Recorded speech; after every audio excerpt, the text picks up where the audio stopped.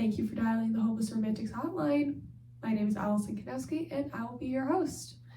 Here on the Hopeless Romantics hotline, we talk about all things romance related, from books, movies, shows, even breaking down specific romantic movie tropes. Today's episode, we will be talking about 2022's Falling for Christmas. Kind of building off of the theme of last week's episode. Actually, not last week's episode. I know I didn't upload last week because I had no time to film. So, basically, we are here.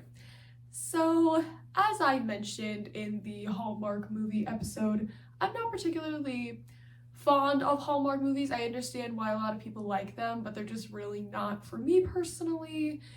So this one was released in 2022 on Netflix and stars absolute icon. I love her so much, Lindsay Lohan and Court Overstreet, who starred as Sam in the musical comedy show Glee, which, let me tell you, so during COVID, I had absolutely nothing to do, and all my mom and I would do, and sometimes my dad would join in, but it was mostly me and my mom. All I would watch during COVID was basically just Glee and Dance Moms. That's basically all I watched. So yeah. Anyways, before I get on a whole side tangent about Glee, but listen, I love Glee as much as the next person, but the show definitely really did go off the rails after season 3. And which I don't even really like season 3 of Glee all that much, but it was actually that's the last time that the writing actually made sense. So anyways, this is not an episode about Glee, though I would really like to talk about Glee in full detail. That's actually something I would really like to do. But that's not what we're here to do today.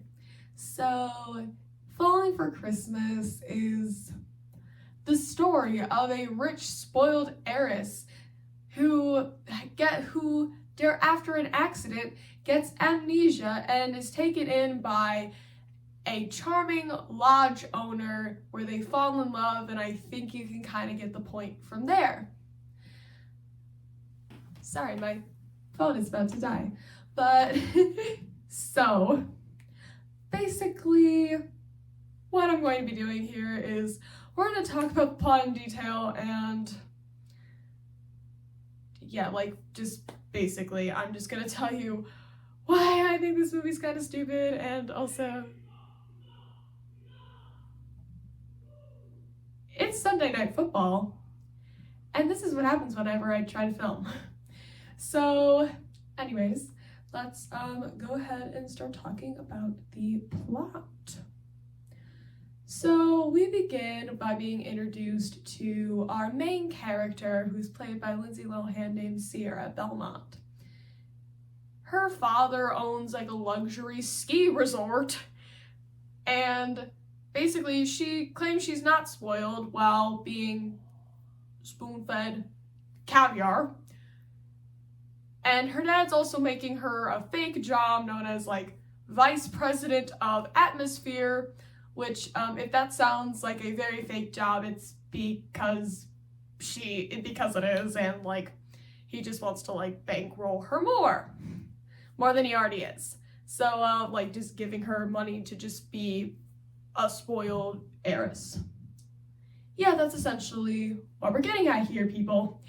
So, and she's also dating a famous, Instagram influencer. I'm assuming they never really specify, but Instagram influencer whose name is Tad, which I'll get a little bit more into Tad later, but I just don't understand what they were trying to do with this character majority of the time. I just think that I just feel like they tried going too many directions with this character, but couldn't stick to one, which I'll explain later on when it makes a little bit more sense to talk about it, but I just think that Tad doesn't really make a lot of sense as a character, but okay. Then we're introduced to Jake, or who is played by Cord Overstreet, who basically makes a business deal to Sierra's dad to try to combine their resorts because Jake's lodge is better for beginner skiers and Mr. Belmont's is better for more advanced skiers. Like, you get the point. And Mr. Belmont says no to the offer. And then we get like our little like kind of like bumping into each other meet cute sort of thing. He's carrying like a hot chocolate or something like that, and just accidentally dumps it on her, which I must add here because I'm probably gonna bring this up throughout most points in this episode. What is going on with the costumes?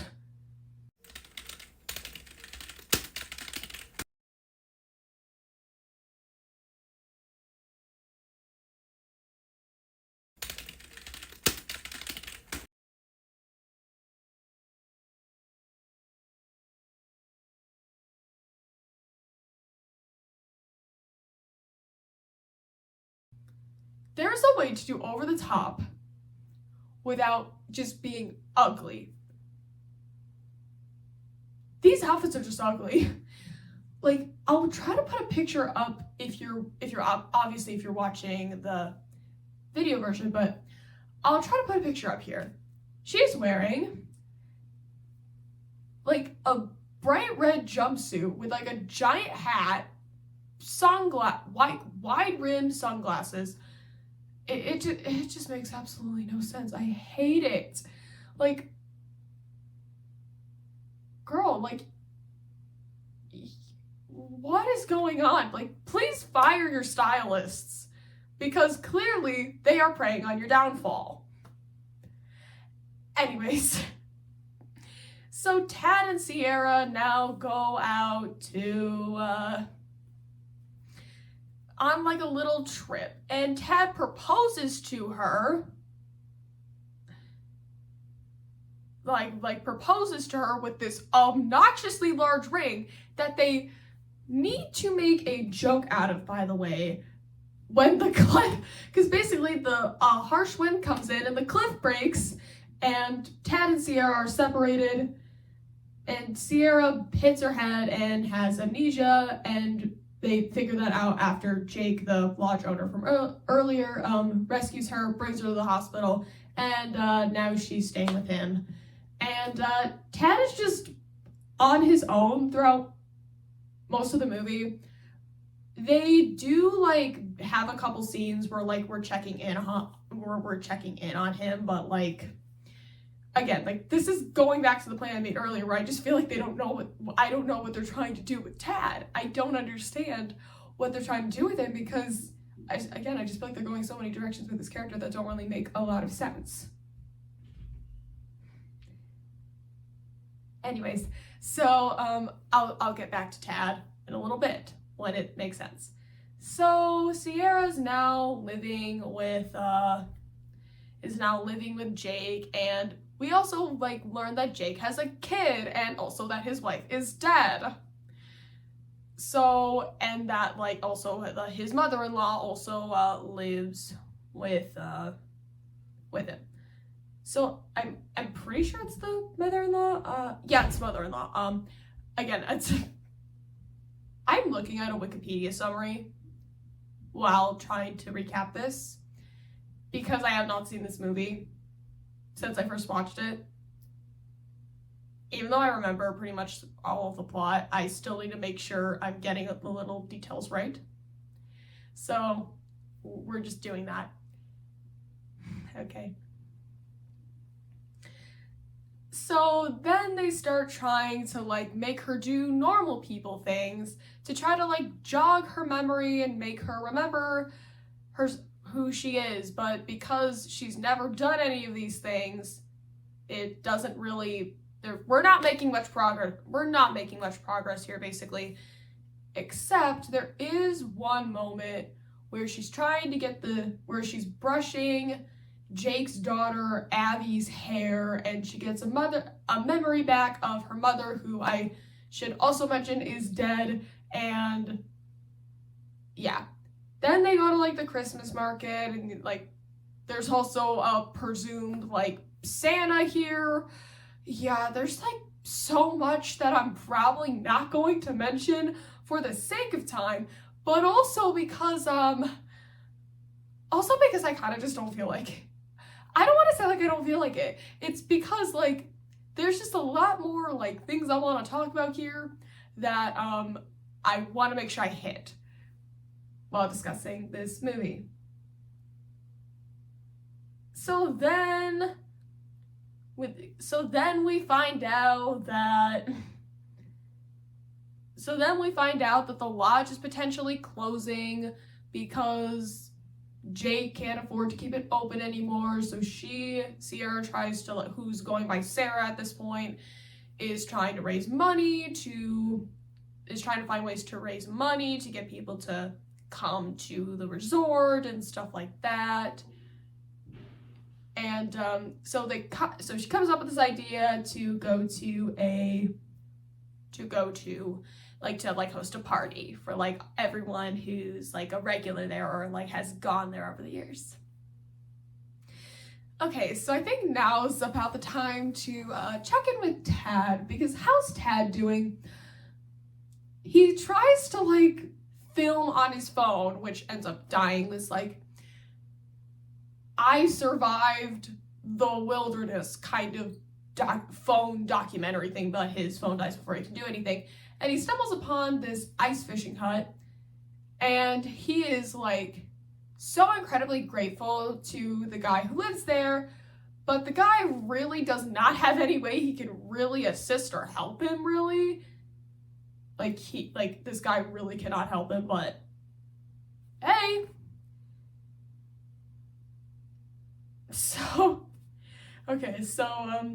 Basically, nobody knows where Sierra is, and the father gets back and is like, y'all, her luggage is literally still here. So then he tries to go to the police and report her missing, and that's kind of where like we catch up with Tad again, because him and the guy who lived in the ice fishing hut like return, and it turns out the ice fishing guy is a poacher, is a known poacher.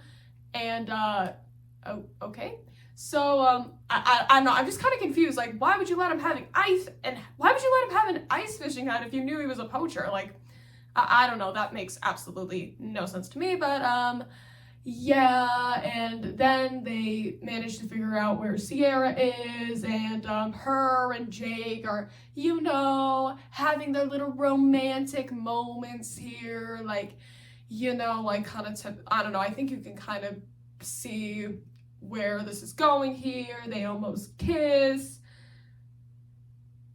And then finally, Tad and her father show up, and her memory comes back to her, like her memory's restored, and she just leaves. The next day, they have a press conference because, okay, here's the other thing I don't understand though. Why is there a press conference going on? It feels a little bit overdramatic for I don't know, to me at least it feels a little bit overdramatic, and it feels almost sort of like they were almost like, oh, how do we find another way that they could basically save this lodge? Oh yeah, well, make sure there's a press conference. And here's again where I don't understand what's going on with Tad's character. Honestly, I should title this video, or just title this episode, Falling for Christmas. What did they do with Tad's character? Because here's the thing. They make it very clear he doesn't like her romantically, but they also try to be like, well, he doesn't want to, use her for money. But then, in, maybe a couple scenes, they then imply that he's gay, so, I don't understand what they're going for with his character is my thing. Please, I feel like, again, they're setting up ideas with his character, but, they don't fully commit with any of the ideas that they present. So, yeah, I just don't understand what they're trying to do with this character at all. So yeah, Jake is back at the lodge sulking, and then Avi's daughter is like, well, you should go and confess your love. It's not too late. And then a magic sleigh all of a sudden appears that they couldn't afford at the Christmas market from earlier in the film that I didn't really mention because the scene is just very cliche, and I figure like you can easily figure out what happened. So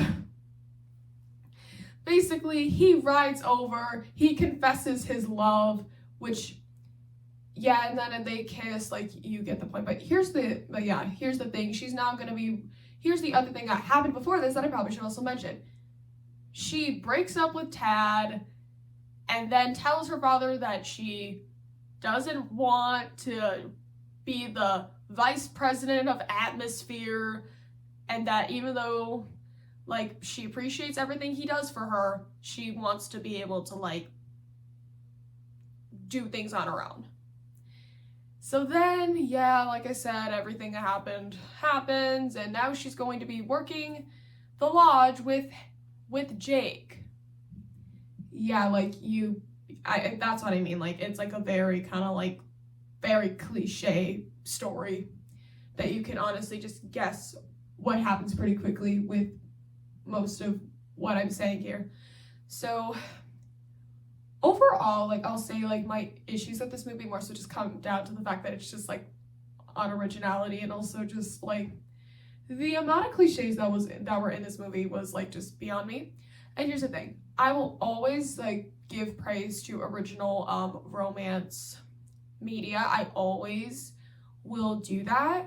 And, like, the thing is that I think that obviously tropes and cliches work in some cases. But, like, I feel like the thing with, like, very cliche and contrived stories is the reason that I think that those kinds of stories annoy people a lot is because they're just so devoid of originality that it's frustrating. Especially in, like, what in the time that we live now, I feel like people in general want more original content. And the thing is that what I seek to do on this podcast is to bring attention also to original works, and also like from BIPOC, from LGBTQ plus directors. Like, I seek, like, what I want to do on this podcast is I want to talk about, like, different types of romantic media, and, like, bring attention to love stories that I think need more attention. And, like, the thing that always annoys me with, like, these very contrived stories is that, yes, I think that they are comforting to a degree for a lot of people, and I agree that that's why, and I agree that if you like that, that's amazing. But the reason that I personally don't seek it out is because I really appreciate original media, because, like, in my opinion, there's just so many amazing directors and screenwriters who deserve to have their stories told and appreciated, and that's what I hope to do with this podcast. So anyways, like, minus that rant aside, another thing, like, my issue with Fallout for Christmas is also just the costume design. Like I said earlier, I feel like that it feels like that they were just, like, throwing clothes at people and we're just like, I don't care if this matches, you're wearing this. That's honestly what it feels like they were doing, without, like, any clever intention behind it, or, like, an actual reason that the character needed to be wearing that costume in that scene, or, like, how does it reflect the character in that moment. Like, in my opinion, it just really doesn't work, because, like, and also the costumes are just flat out ugly. Like, obviously, like, I talked about the red outfit that Sierra wears towards the beginning of the film, but also I do find that, okay, this mic stand is annoying me. I'm just gonna hold the mic from here on out. So basically what I'm saying is, like, another outfit is the her skiing outfit, which is this like bright pink ski outfit, which can work, but here's the problem. I think it's the accessories that really make this outfit not work, because she's wearing this like these like bright, like very big sunglasses, and also this big obnoxious hat that does not need to be there. Like, in my opinion, you should, like, in my opinion, if you really wanted to like overcompensate with the hat, I think what you could have done was like maybe put her hair in like something that like was like more like something big. Like, honestly, I was thinking like put her hair in like 2 braids down the front or something, because then it would have looked better. Personally, I think it would have looked a lot better. I will say also, like, the chemistry between like the actors, I don't know, I feel like Lindsay Lohan and Court Overstreet like really do not have a lot of chemistry together. Personally, I did not think that they really had a lot of chemistry together, and I was kind of like, are we supposed to actually want them together? Because these actors have no chemistry, like the characters have no chemistry together. So like that was definitely a big issue for me. And like, I'm very picky about that. You'll probably see that a lot in this show when I just start ranting about people having no chemistry together.